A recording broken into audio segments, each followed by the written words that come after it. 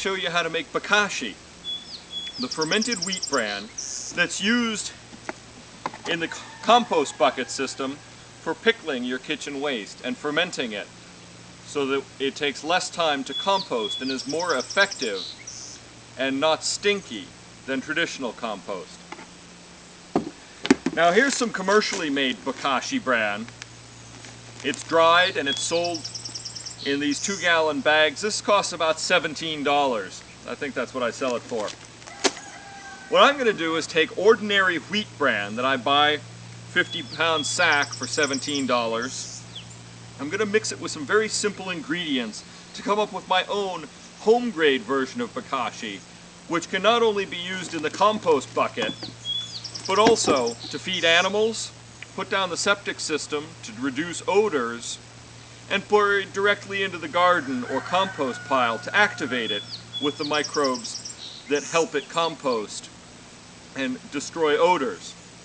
So very simply, what I'm going to do, this is 10 pounds of wheat bran, and I'm going to mix a tablespoon of high mineral sea salt in, and I've also got 2 teaspoons of a ceramic powder that attracts and radiates infrared energy that helps the microbes feed and ferment and pickle the wheat bran. I've mixed all that in, just dry.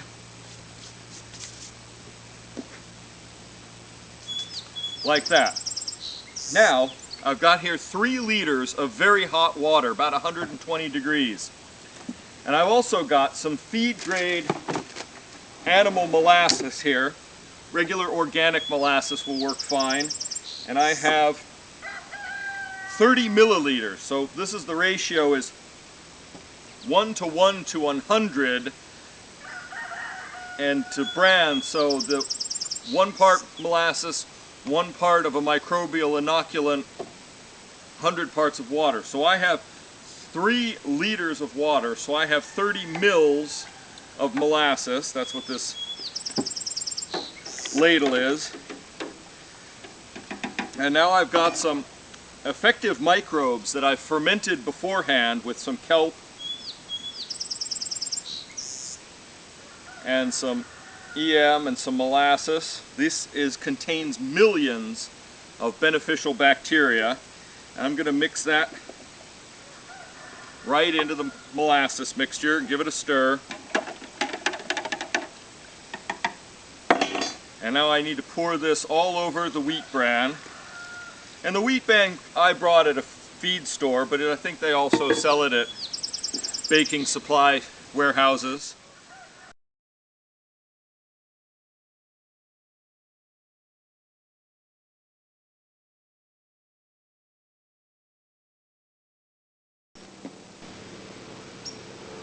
Once it's all mixed together and everything is evenly dampened